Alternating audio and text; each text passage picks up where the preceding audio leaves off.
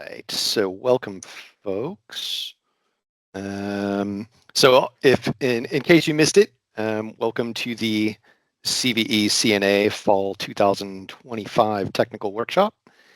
For the next 30 minutes or so, we're going to have a panel discussion covering the topics of completeness, quality, and utility within the CVE program and data.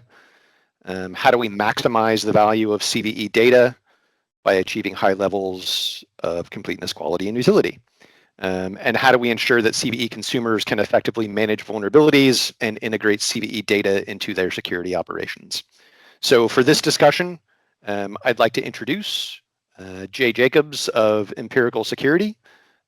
Many of you might know Jay for his role as the lead data scientist on the exploit prediction scoring system, or better known as just EPSS.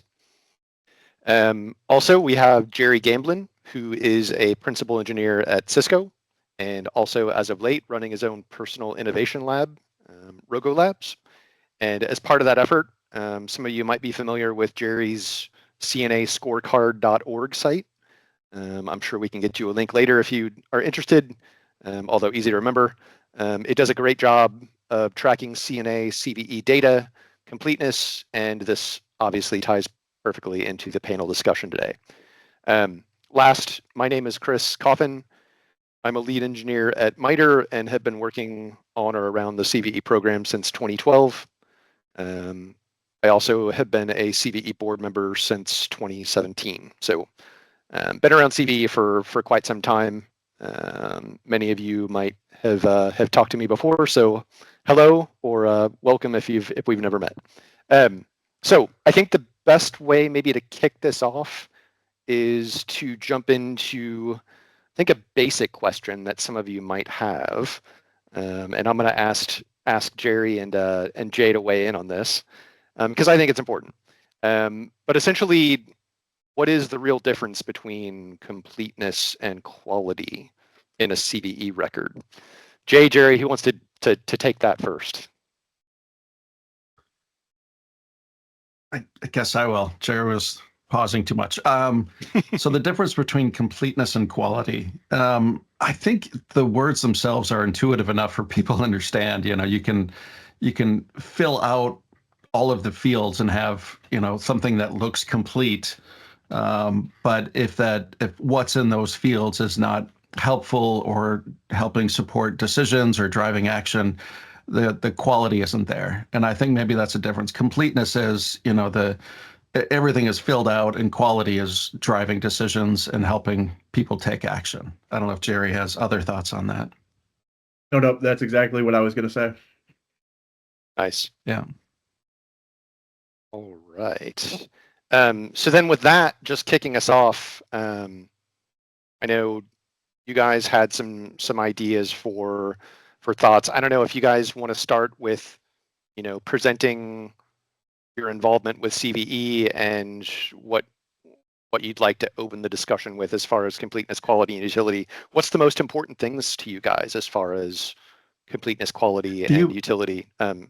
Do you have those slides, Chris, at all? Just as a way to sort of level set the discussion a little bit. Yeah. Yeah. All right. So you want me to go to the first slide? And so in preparation for this, I just wanted to grab some data, and Jerry and I talked about what we wanted to grab and look at and stuff like that. And this first slide is just sort of level setting, where we have 314,000, a little over that, CVE records as of October 20th. 16,000 are in a rejected state, and so we're just under 300,000. We'll probably hit that, in a couple of weeks here? Yeah. Or I think we're about 130 a day or so. And then we've got the top most active CNAs in the bottom here. But in the last year, in the last 365 days, we've had almost 47,000 CVEs published in the last 12 months, 353 active CNAs.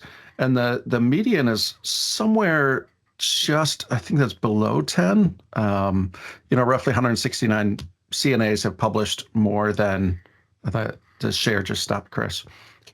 More than 10 vulnerabilities. At least it did for me. Yeah, it did because I clicked something I shouldn't have. There we go. And to understand sort of the publishing rate, I created this animation on the next slide. And what this is going to do, it's going to have 3 lines. And if you can make that play, Chris, the top line is going to be just a running cumulative total of how many CVEs are being published. The next line will look at how many CVEs in the last year. Like I said, we're at 47,000 right now. And this is in the early days, so we're going to see a lot of things jump around. That bottom line is the year-over-year percent change. And this is sort of a way to say, like, hey, we published this many last year, but how many are we doing this year relative to that? And so even though we're going to see CVEs in the last year, increasing, we might see that year-over-year percent change be a little different.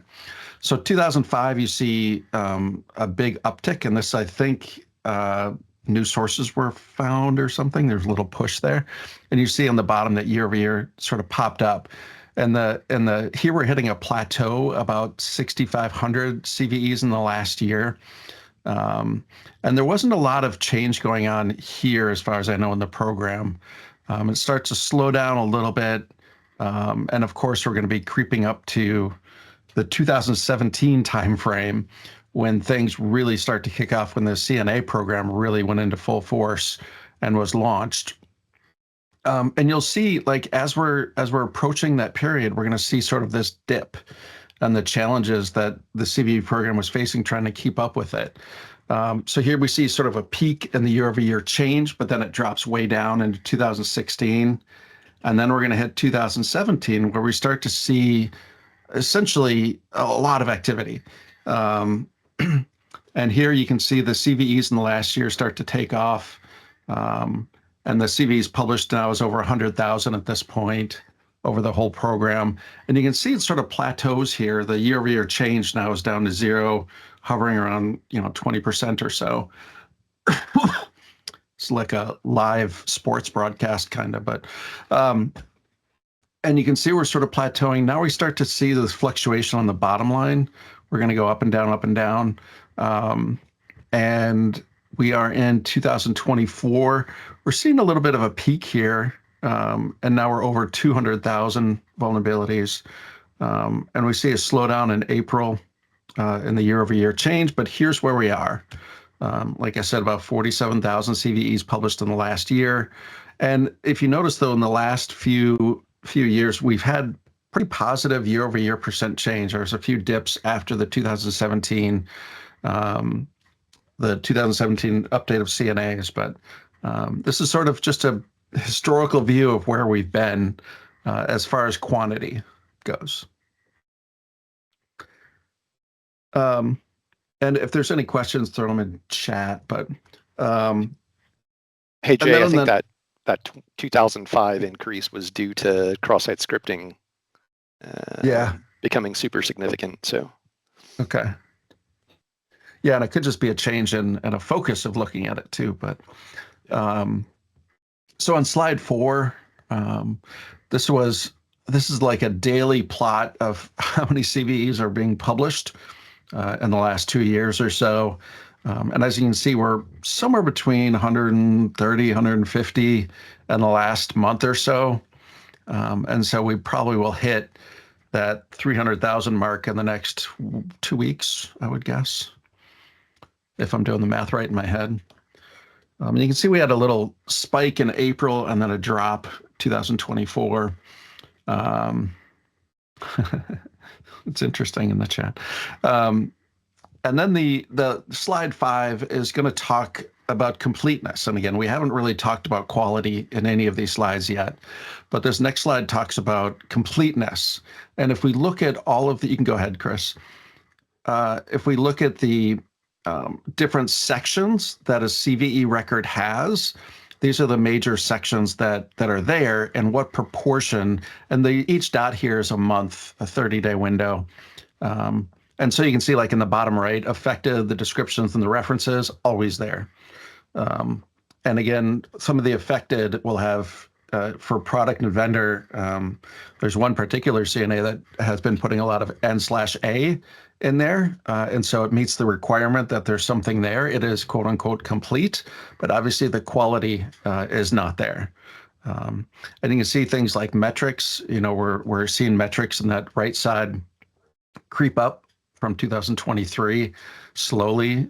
Same with credits and source and things like that. But then, the top two lines, even into the timeline, very few records are including that. And so, I think from a administration standpoint, we could maybe evaluate those and say, are we pulling the value out of that we expect that we are?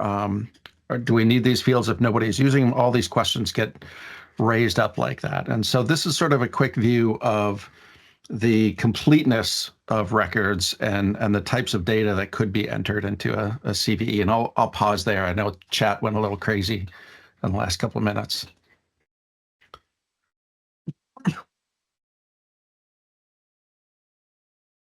And yeah, I forgot to mention that if folks have questions, feel free to throw them in chat or even hop in here. Does anybody have any questions at this point? Or Jerry, you're probably waiting patiently to add to this as well.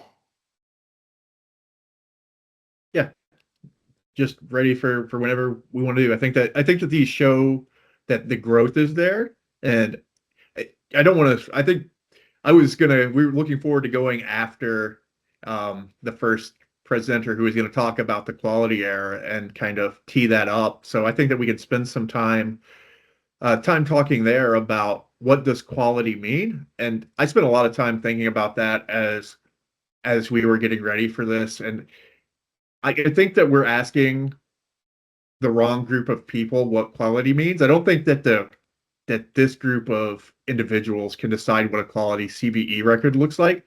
I really think it's up to every CNA to have a close working relationship with the people who use their software to understand what they need in a CVE record to be able to quickly and accurately determine the risk that their systems are at and how to patch them.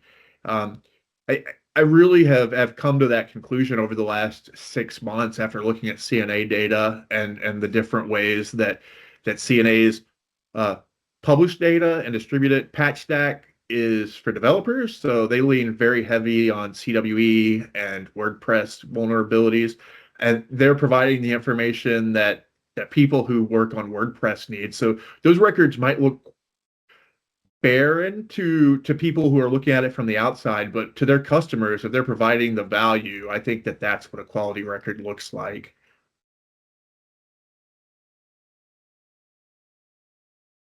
So I'll add to that and just say that quality for myself, and this is just my opinion, but essentially quality for me, most importantly, is about, if there's a piece of data that's collected as part of the ingest, that data is validated and is syntactically correct and is a value that will be useful for downstream users or consumers of the CVE record. That's one of the most important things for me as far as quality. Jay, do you have any differences on that? I wasn't ready with my mute button. No, I think you guys are covering that well. Okay.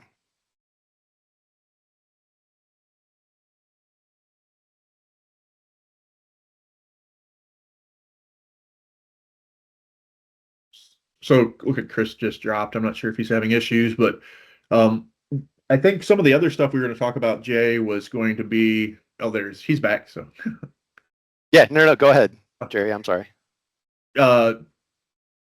Was what we've seen lately with completeness of records, where we've been with CVSS and CWE and CPE, and how we'd like to see those improve over the next 6 months to a year.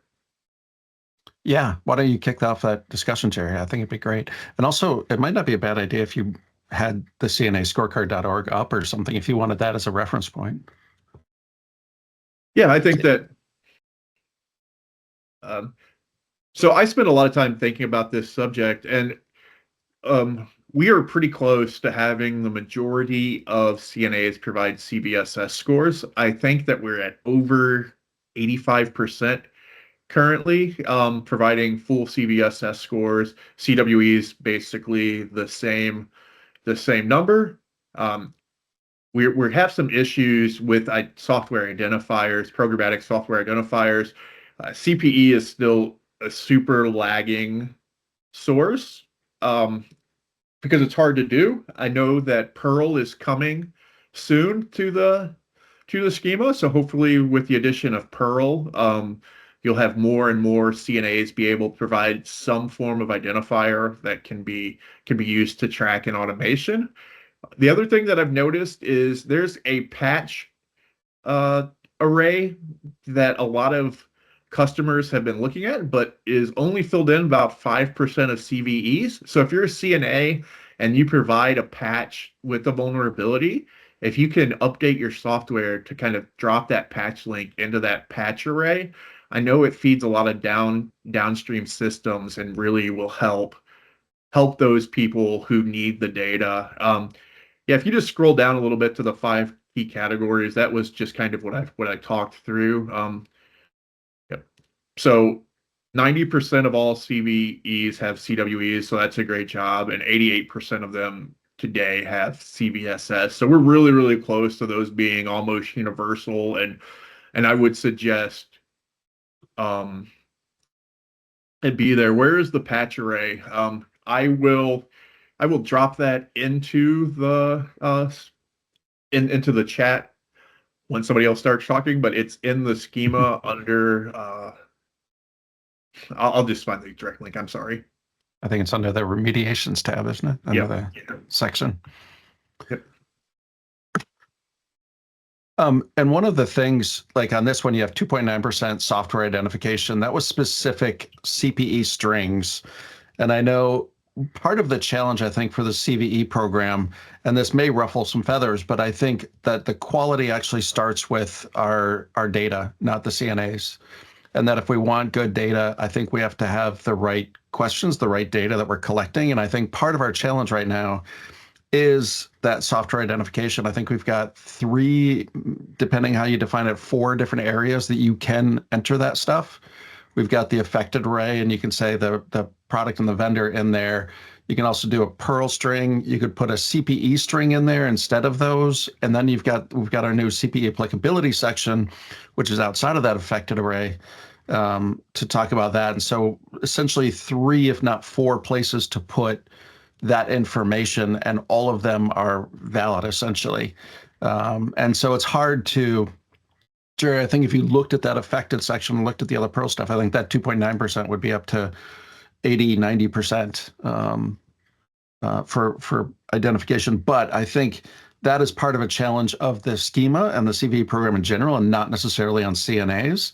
Also, I know like CWE information, you get one number if you look at the specific, but that's in the weakness section. If you look where the CWI typically goes, you've got one number, but then people also put it in the description, or there's another field in there where they're putting the CWE ID information. And so when I'm pulling data out of there, I look in multiple places for that CWE ID, trying to get wherever people are putting it. And so I think that's a challenge too. I think that quality needs to begin with our data collection effort and the schema that we're defining and the validation that we're putting on there. I think that's important.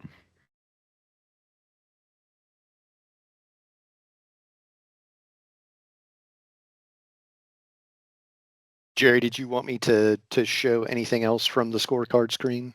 No, I think that's okay. good. Yeah. Okay. And again, like there's a thing on the CNA scorecard that has come up a few times about the possibility of naming and shaming. And I know Jerry and I talked about it briefly, but it's not really the point to name and shame. It's more of a feedback, just to say, hey, here's what we're seeing. We're seeing, as we parse this data, this is what we're seeing.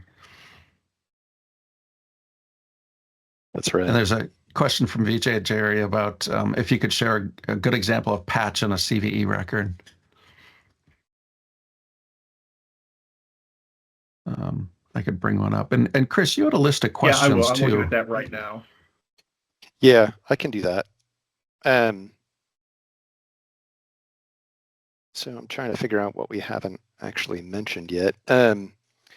So I guess we could move on. We've probably covered quality and completeness quite a bit. What about utility? So what are some of the ways, Jay, that we could make CVE records more useful? For instance, more actionable, easier to use and consume. Yeah. It's an easy question, but a really complex answer because we've got so many different stakeholders, and those stakeholders have so many different tasks to do. So, like we could talk about the utility for pen testers to write exploit, proof of concept exploit things. How much of utility is the CVE record for that? We could talk about one of the main use cases, which is prioritization. What is utility record for prioritization? And another one might be just patching. Like if someone is looking at these CVE records and says, I understand that this vulnerability is out there and I found that I have it, what do I do about it? And having 1 in 20 records having patch information does not mean that people are going to get that information from a CVE record typically. And so the utility is going to be very context dependent. And part of the challenge is we want to do all of that for everyone. And if we do that, we're going to have a pretty big record, to drive that utility, drive action, support decisions. But I think that we could start to define, we've got several CVE programs, several stakeholder documents and things like that. But to define, the top stakeholders and the top tasks that they are trying to get after, what people are trying to do and what data elements support that. So a CVSS vector, for example, might be really helpful for prioritization, but if I'm just trying to find what vulnerabilities are in my environment, that doesn't help at all. So there's no utility in that for that task. Whereas like the CPE string becomes incredibly important for that when you've got a lot of different scanners producing CPE strings that you want to try and match up. And so there's some challenges there in all of that. But when we talk about utility, there's no one answer because there are so many stakeholders and so many tasks going on trying to do all of that stuff. That's right. And when you first started mentioning that, Jay, it makes me think of what the CVE program sort of guiding principles and what the purpose of CVE was in the beginning, which was just identify and catalog vulnerabilities. And that's why a record has such little information, or at least it does, going back a ways. We're slowly increasing the amount of data that comes along with a CVE record, but still the original reason for CVE was just to identify a vulnerability. Yeah. So Chris asked a question in chat that I think is important. He says, if the idea of quality is CNA dependent, how would the program increase the quality of the CVE records in general? And I think that we need to move quality from correctness.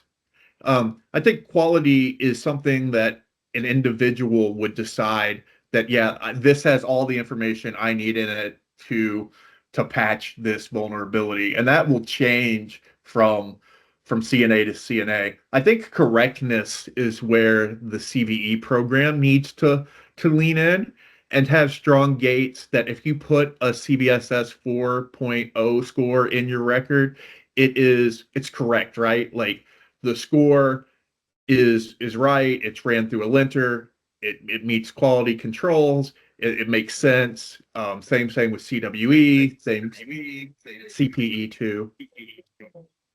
So I'd really like to break correctness and completeness into two categories, or correctness and quality into two categories. I didn't understand, Jerry, was there something in there about quality being CNA dependent, or just the fact that you're measuring quality on this particular site by CNA? Yeah, I try really hard to stay away from quality. It was a question directly from Chris about the difference between quality records and correctness and completeness. And the thing about CNA scorecard is I built two versions of this. The first version I built was really opinionated and tried to go in and say this is a good description, this is a bad description, and it was too hard to explain. So this version just looks at if the data's there. It's binary, right? Did you put something in the patch link? Yes or no? Is it the right thing? I'm not able to do that. The only people who can tell you if your patch is right or your reference is right or your description is great is the people who are going to use the software and patch it and need to read it. And I think that we really need to spend as much time as possible talking to our downstream customers about, are these records we're producing, are they what we need as customers? I think that sometimes the PCERT groups get a firewall built between them and the customers, and they don't get direct feedback on how the records could be improved to help their workflow. Yeah, definitely. So there's a lot of stuff going on in the chat. Yeah. This does, Jerry, you were saying it earlier, as far as quality and completeness being related. And that's why I wanted to start the whole panel with the differences between those, because, quality means different things to different people. So I think Art is right in that accuracy, completeness, timeliness, and usefulness might all be subsets of quality. So I think that's probably the best way of looking at that. Yeah. Yeah, just trying to see if there's anything else that I call out here. One of the things that you brought up, Jerry, was talking about descriptions. And I think one of the challenges that we have to, in the beginning of the CVE program, there was obviously a lot of manual effort, for the first 10, 15 years, even into recently. But seeing as how we're well over 100 a day, the days of manual review and manual inspection even are behind us. And so if we want to, for example, assess the value of description, the description field, that right now that is almost entirely manual. It's very, very difficult to write, some natural language parsing code to look at that description and say, that's good. Like you can sort of get a wet finger in the wind measurement of how good it seems, but like to do that at scale is really hard. And this gets back to, the CVE record itself. That the way we're getting information for like the description is setting us up to have a hard time to measure quality. Whereas description could be a derived field from a set of 5 or 6 individual fields that we're prompting for. And then we can say, like a good description has, class of vulnerability in product or component via this attack path has prerequisite and enables this, like there's all these fields that go into a good description. If we were really serious about quality, I think we would take that description, break it up into 5 or 6 fields, and then as we present it, we can form a good description out of these fields. And so it's very difficult to assess quality in open text, open prose fields. And I think 80-90% of a CVE record is open text fields right now. And I think that's a very big challenge for assessing quality. I don't know if you'd agree with that, Jerry, but. Yeah, no, it's assessing quality is something that's always going to be subjective, individually subjective, right? I would like to see more fields, better data that's machine readable. I think that we're kind of at a tipping point where it is a database or a catalog or whatever you said, but it's too big of a catalog for somebody to go through. So you have to be able to parse this with tools, and the days of being able to look at 130 CVEs is probably past. There are probably very few companies who can afford to have someone to look at all CVEs that come out and figure out if they are affected, and if the data isn't good enough and they're looking at CPEs and you miss a CPE, it could cause them to leave their network vulnerable because they weren't able to do a manual match and the flow of data was just too fast for them to be able to manually check everything. Yeah. Yeah.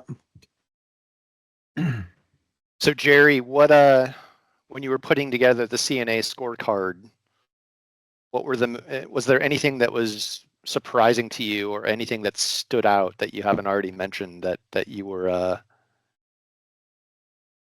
most interested in?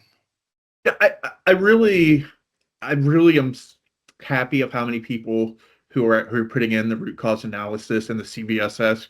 Um, I'm really glad those are over 90% and CVSS bounces up to 90%. And I really think it's time for the community as a whole to think about if they're there, why not just make those mandatory and make the other 10% of CVE records who don't have them add them, right? Like I really think that part of completeness is to start moving more data out of the root cause out of the optional fields into the required fields and really start making that required fields a lot more full and a lot better for users.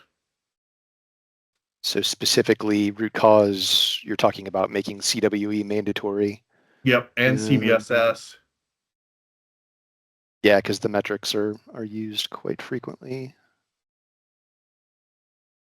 All right. I think we've covered most of the rest of the questions, or at least that we had initially brought up. Does anybody else have any other questions online? Let's take a look. I do want to just bring up real quick that another element to this is the consumers, and we just kicked up a consumer working group, which we'll talk about tomorrow. But to talk about how consumers are using this and parsing it and the experience that the consumers are having. And I think it's a new focus for the group. And for example, Jerry, you brought up CVSS, and when parsing a JSON record, that metric section has 6 times the number of fields to parse than any other section. There's like 119 unique fields in the metric section that if you wanted to parse all the data out, the next more complex, the next complex section is the affected with 20. So it's a pretty amazing, the way we're encoding data can have a huge downstream effect for the quality experience for consumers as well. And so hopefully that'll be another thing that we'll talk about moving forward. Jerry, is there a way in the CNA scorecard to show 2025 and how many records or percentage of records that have CVSS? Not on CVSS scorecard. You can go to cve.icu and look at that. I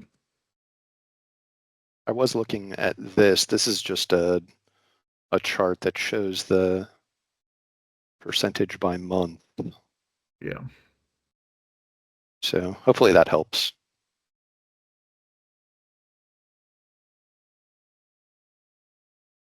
Cool. Lots of chat messages going on now. And talking about the description, it is a hard one to solve the way we're doing it now, but I think it could be a lot easier to solve. Like VJ, you put that in chat, vuln type and component and vendor. Like, why aren't these all individual fields that we can then derive a good description from? And if they're individual fields, we can then have some quality checks and make sure that they're set and all sorts of things like that. And I see Chris Britton has his hand up too, Chris. Chris Britton, go ahead. Yeah, I put this in the chat. Before we close out the session, I'd like to hear from our panelists on, we've identified, kind of what you think quality is and the role of quality and utility and the definition and the relationship of quality, utility, and completeness.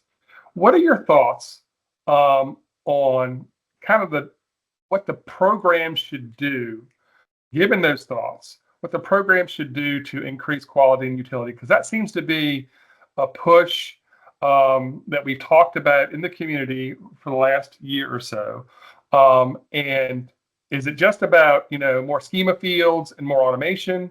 Is it, more, given some of Jerry's discussion about, educational working specifically with CNAs to identify quality for their products and get that out to their constituency, to provide a framework for that? or is it more going directly to the community as in some manner to gauge what quality means for the whole community per consumer working group type of thing? I'm trying to understand, given these individual observations, what should the program to advance quality for the for everybody as best we can? Over. I'll let you go first, Jerry.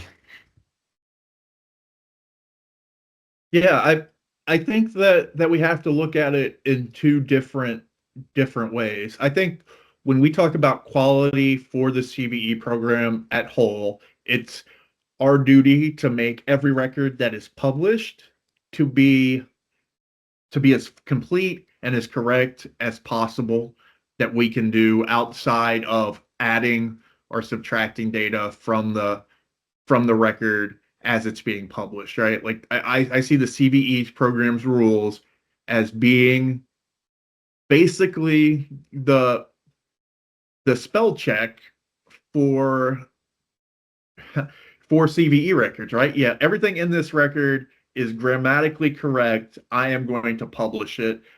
And I think that's a lot of work to do for the CVE program. And I think that would increase overall quality and availability to users who look at all of the CVE records across multiple CNAs. I think there are two different kinds of qualities. I think there's also the quality that if I'm a CNA who makes software for an OT product, I need to know what those people who have that in their OT environment, what data they need to help assess the risk. And that is going to be a lot different than PatchStack, who is putting out CVEs for WordPress. So I don't think that we can have a quality era and say that all the quality has to be driven directly from the CVE program. I think it has to be driven in two ways. I think the CVE program can lean in and help clean up some of the record sloppiness, for lack of a better term, that gets published. We've all see those joke CVEs that get put out monthly, like, oh, how did this one with no data get published, right? But I also think that it's up to the CNAs to understand their customers and what their customers need to fix the vulnerability at the end of the day. I know that people who've been on the CVE board for a long time will tell you that CVEs are not about patching vulnerabilities, right? It's just supposed to be a catalog of vulnerabilities, and remediation isn't really a part of that. But I think that if we're looking at the quality error, we need to change that mindset that CVEs have become a source for both finding the vulnerabilities and understanding how to remediate them for the majority of people in the vulnerability management space. And I'm going to take it a little differently. I think quality, first and foremost, should come from the CVE program and how we're asking for data. I think going to CNAs and saying, do better quality data is only going to get us so far. I think training there is only going to get us so far. And, you train someone up and then they change roles or whatever, and you get somebody new in there. And I think we just have to assume that there's going to be varying skill. There's going to be varying quality of talent putting data into this. And we have to build the system so that we can accept that. Like I was looking, no offense to Vulnergram, but like I was looking, there's a 35-page document on how to use Vulnergram. Like, how much documentation comes with an iPhone these days? Nothing comes with it. It's a user interface built for using it. And so I think that's something on the CVE program itself. I think that if we take an honest look at the record and we actually ask ourselves, what is quality? Who are the stakeholders here? What do they need to do? And what data do they need to do it?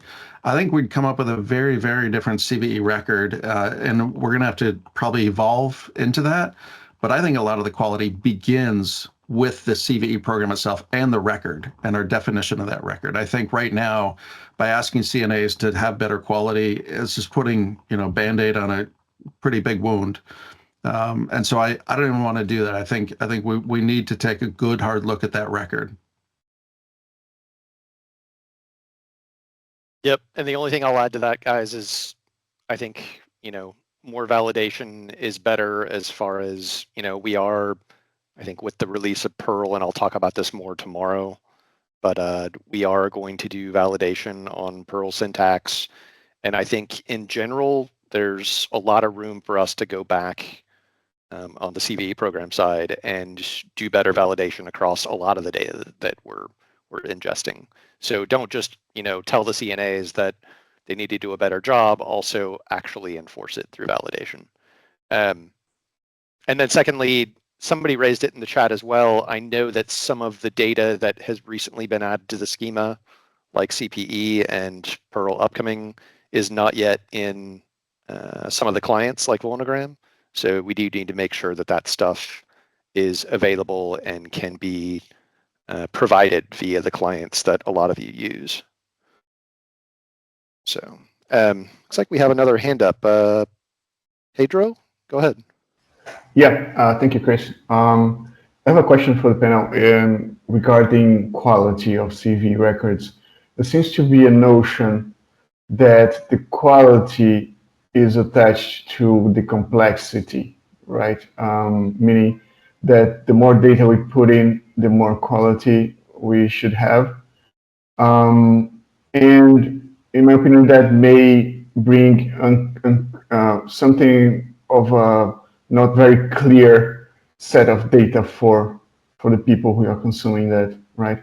So I wanted to ask you, what's your opinion on that? Should we keep building the complexity of this schema, or should we make it more clear for everybody? Oh, I really want to jump in on this. I think it's far too complex now. If you think back to that slide that I showed where I had the sections in there, and I don't know, like 2/3 were under 25% utilized. That to me says that, 60% of these types of data that we're collecting aren't being utilized, and that complexity is just hurting everyone across the board. And so I am a big fan of reducing down to what we need, trying to first identify what we need, and then trying to structure that in a way that we are able to push quality, have, varying skilled people putting in data. But yeah, I think complexity and quality, there shouldn't be a relation. In that famous quote, we want to make things as simple as possible and no more so. I think that definitely applies here. We want to keep it simple and get just the minimum that we need to make a task work. Yeah, so like definitely half of those down to timeline, under a quarter. And then really, I mean, there's 5 sections here that are the most critical. Apparently, the references, descriptions, affected, problem types, which is CWE, and then metrics, which is CVSS. And so those 5 sections are the most important. And then the other ones are adding complexity, and definitely something like taxonomy mappings.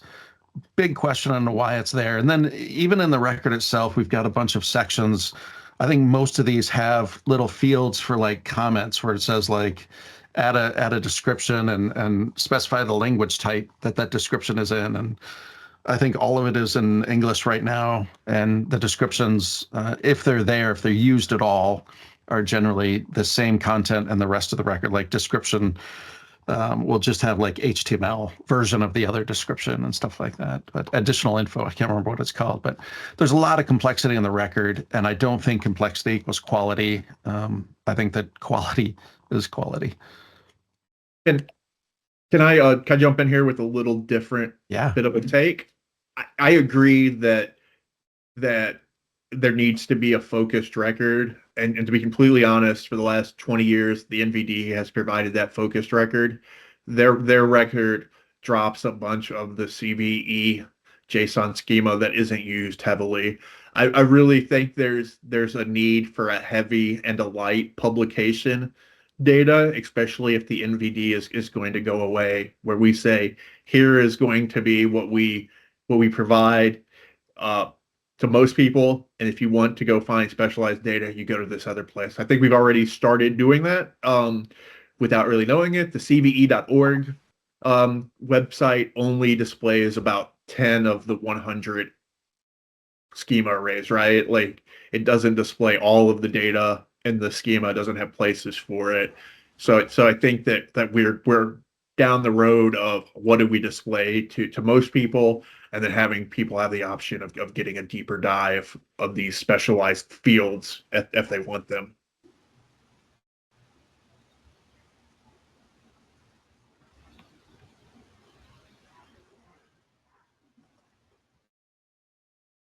All right. Any other questions? We have a few minutes left.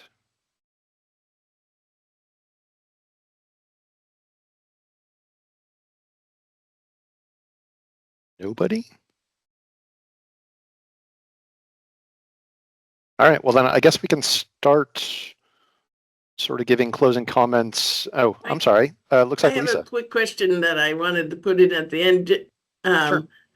Jerry, with regard to your website, is there a way that we can interact with you or somebody on your team to talk about things? For sure. I put I responded to that. It probably just got caught up in chat, but you could always email me at jerry.gamblin@gmail.com. The scoring page has a really in-depth breakdown of what I look for and what fields I look for. And then I'm always glad to take suggestions, right? Like I want to leave this panel saying that I really appreciate all the work that the CNAs do and how hard it is to deal with as many stakeholders as you guys want. And I didn't want this panel to come across as us whining about CVE data quality. I do whine about CVE data quality, but I also want to help fix it. I don't want to be the person who just says it's terrible. So I go to all the quality working groups and all the AWG meetings and all the consumer working groups with Jay. And while we're both say, hey, we see the problems, we're both trying to fix those, and we're both here to work with you guys, with everybody in the CNA community to try to fix those. So yeah, reach out to me anytime if you have any questions about my website, or you think it's unfair, or if you want to talk about changing stuff. I'm super happy to lean in and to work with the community, because I feel like I'm trying to give the actual consumer's voice to the CNAs and help you guys connect those dots. So I appreciate the time this morning. Thanks, Jerry. Yeah, I'll just add to that I think most of the folks on the call are CNAs, but I imagine that most of you, in addition to being data producers, you're also consumers of the CVE data at the same time. And I think that we're getting to a point now. It's kind of been mentioned or implied that we are in a quality phase, and we are. We've been growing for a long time as a program, and now we really are, I think, taking a step back and looking at quality in a big way. And I think that all of you on this call are important to that process. And if you have thoughts, or if you want, if you have nitpicks or things that you don't like about, what's included in the format, the record format, or things you'd like to see, let us know and reach out, or join one of the working groups. We just opened the consumer working group, which Jay is a co-chair of, and that's a great place to provide feedback about being in the position of a CVE consumer.